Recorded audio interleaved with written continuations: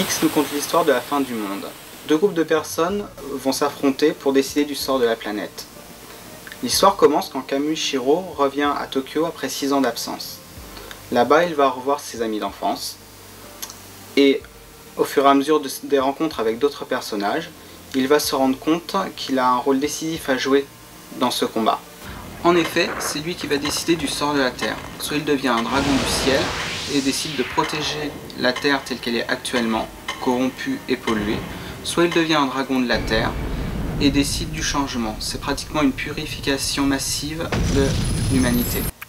Cette dualité se remarque dans la façon de lire son nom. En effet, en japonais, les kanji qui composent Kamushiro peuvent se lire de deux façons. Soit celui qui défie l'autorité divine, à ce moment-là, ça se rapproche du dragon de la Terre, soit celui qui accepte l'autorité divine, et à ce moment-là, il se rapproche du dragon du ciel.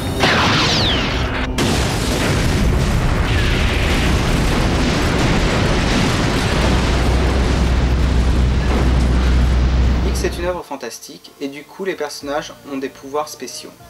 Les dragons du ciel ont la capacité de créer des kekai.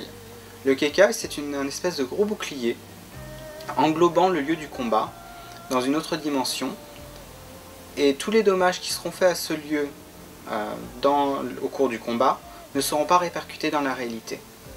Les dragons de la Terre ne peuvent pas s'échapper du kekai. Par contre, si le dragon du ciel meurt ou est gravement blessé lors du combat, le lieu sera victime d'une malédiction. Une catastrophe naturelle s'emparera de lui quelques temps après. Actuellement, les kekai protègent la Terre et les dragons de la Terre souhaitent les détruire pour détruire la Terre. Mais les dragons de la Terre, eux, ne peuvent pas créer de kekai. Par contre, ils peuvent créer des illusions et enfermer les dragons du ciel dedans pour les déstabiliser. C'est ainsi qu'apparaît Seishiro au début du manga.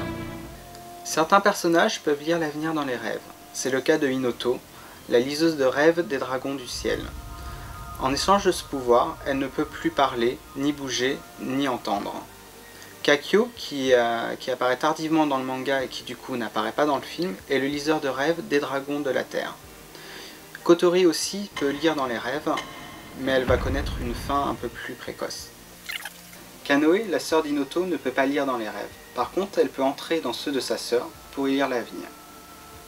Les deux personnages principaux se battent à coups d'épées divines. Ces épées naissent du corps d'une femme, et du coup sont vivantes. On retrouve là une des constantes du monde de Clamp. Alors je me retournerai pour savoir quelle était la voix qui me parlait, et m'étant retourné, je vis 7 chandeliers d'or. Et au milieu des chandeliers, quelqu'un qui ressemblait à un fils d'homme, vêtu d'une longue robe et ceint à la hauteur de la poitrine d'une ceinture d'or. Sa tête et ses cheveux étaient blancs, comme de la laine blanche, comme de la neige. Ses yeux étaient comme une flamme de feu. Ses pieds étaient semblables à l'airain rougi dans une fournaise, et sa voix retentissait comme le bruit des grosses eaux. Il avait dans sa main droite 7 étoiles. De sa bouche sortait une épée aiguë à 2 tranchants, et son visage était comme le soleil, quand il brille dans sa force. En le voyant, je tombai à ses pieds comme mort. Mais il posa la main droite sur moi et il me dit « Ne crains point, je suis le premier et le dernier, le vivant.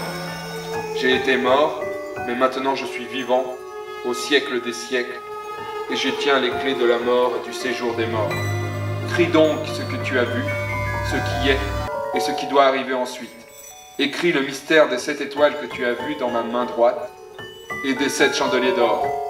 Les 7 étoiles sont les anges des 7 églises, et les 7 chandeliers sont les 7 églises. » Les Clamp ne cachent pas leur influence biblique pour l'écriture de X. Le texte que vous venez d'entendre est directement tiré de l'Apocalypse selon Saint Jean, un des derniers livres de la Bible. On retrouve dans le manga et dans ce texte le même champ lexical, les 7 anges, les 7 sceaux, les chandeliers, les étoiles, les épées divines. On peut dire que X est une interprétation libre de l'Apocalypse selon Saint Jean, et on espère même que ça va continuer au-delà et nous donner vraiment une fin à cet apocalypse. Mais X s'inspire d'autres croyances ésotériques et d'autres religions. Par exemple, Sorata est un moine bouddhiste. Karen est une fille de chrétienne. Arashi vient d'un temple japonais qui existe réellement. Et Nataku est inspiré d'une légende chinoise. Selon la légende, Nataku est un guerrier né les armes à la main. Les dragons de l'eau le tuent en châtiment pour avoir blessé une fée quand il était enfant. Un ermite lui donne le moyen de ressusciter, mais seulement après qu'il ait passé 3 ans dans sa tombe sacrée. Son père, par peur de la colère des dieux, détruit la tombe avant. L'âme de Nataku s'enfuit et s'enferme dans un nénuphar. Depuis, on dit que Nataku est sans âme. On voit bien la correspondance avec le manga, puisque Nataku a un nénuphar sur le front, dessiné sur le front, et est décrit comme quelqu'un n'ayant pas d'âme, du moins au début.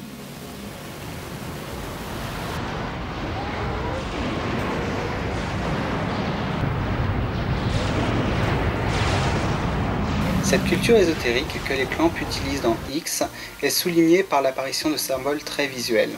Ainsi, Kamui, lors des rêves, est toujours représenté par une paire d'ailes et les 2 ailes sont différentes. Une aile d'ange et une aile de démon, soulignant ainsi les 2 destinées possibles. De même, Kotori est souvent représenté crucifié, qui est le symbole chrétien par excellence. L'influence ésotérique majeure de X, c'est certainement les tarots.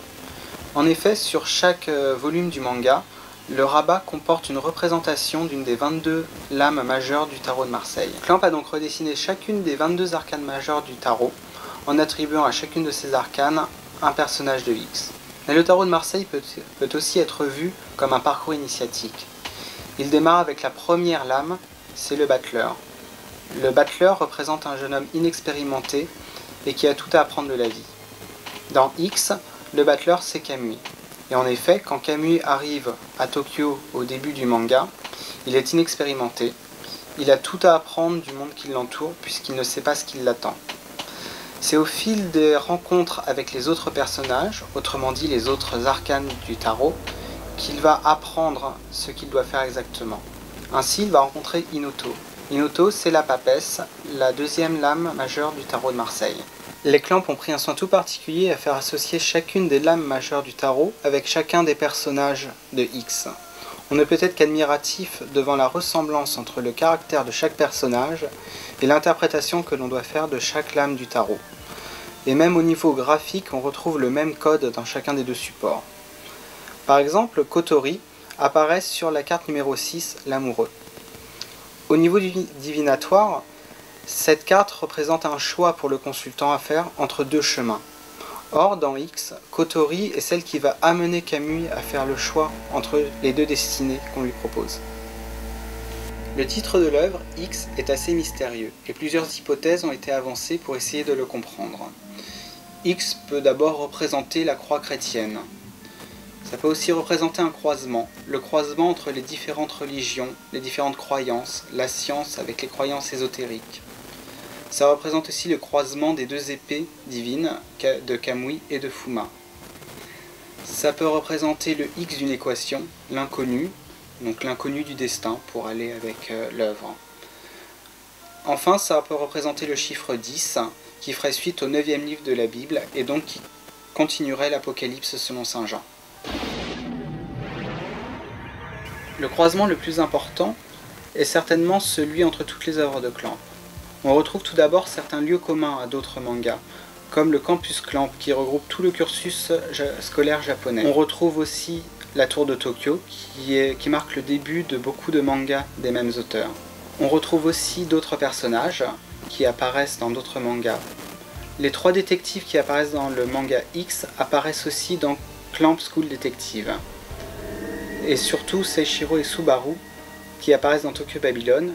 Et donc Clamp profite de X pour terminer l'histoire. X, c'est tout d'abord un manga. Un manga commencé en 1992, qui continue toujours actuellement, et qui devrait compter une 20aine de volumes pour correspondre au nombre d'arcanes majeures dans le tarot de Marseille. Les personnages y sont bien développés. D'ailleurs, à la fin de chaque volume est présente une courte histoire racontant la vie de ce personnage. On peut décomposer le manga en 2 principales parties. Les 10 premiers volumes racontent comment Kamui va faire son choix et comment tous les dragons du ciel et de la terre vont se rencontrer. La 2e partie raconte le combat entre les 2 clans. Un clip de X a été produit en 1993 par le studio Madhouse. Il fait office de grosse bande-annonce pour le film et est techniquement parfait. Il est accompagné des musiques du groupe X Japan. Le film de X est sorti le 3 août 1996 au Japon. À cette époque, seuls 7 volumes du manga étaient parus. Du coup, certains personnages n'apparaissent pas encore dans le film, comme Kakyo. Il a été remplacé par un personnage créé de toutes pièces par les Clamps, le 7e dragon de la Terre, Shoujo Asahi. Le scénario a été écrit avec Nanase Okawa, la scénariste des Clamps. Rintaro a été mis au courant de la fin que souhaitent donner les Clamps à leur manga, mais en a fait une toute autre, laissant libre cours à son interprétation de l'œuvre de X. Il laisse aux Clamps le soin de terminer certaines histoires, comme le duel entre Subaru et Seishiro. Au final, le film doit être vu comme une interprétation de l'univers de X et non comme une adaptation fidèle du manga. À ce titre, il est souvent comparé à Akira pour son côté hermétique à ceux qui ne connaissent pas l'œuvre originale. En prélude à la série télé, une OAV a été réalisée dans le but de servir de grosse bande-annonce. C'est surtout un résumé de l'histoire sous les yeux du personnage Kakyo, liseur de rêves des Dragons de la Terre. La série télé compte 24 épisodes et a été diffusée à partir de septembre 2000 au Japon. Elle est plus respectueuse du manga que le film de par son format, qui se prête mieux à développer chaque personnage. Les événements n'arrivent pas dans le même ordre et ne se passent pas toujours de la même façon. Le manga a peut-être été jugé un peu trop sanglant pour une diffusion télévisée. Certains personnages du manga n'apparaissent pas dans la série télé, comme le camarade de classe de Kamui. De même, la fin sera différente, car les Clamps ont décidé que sur chaque support, une fin différente sera écrite.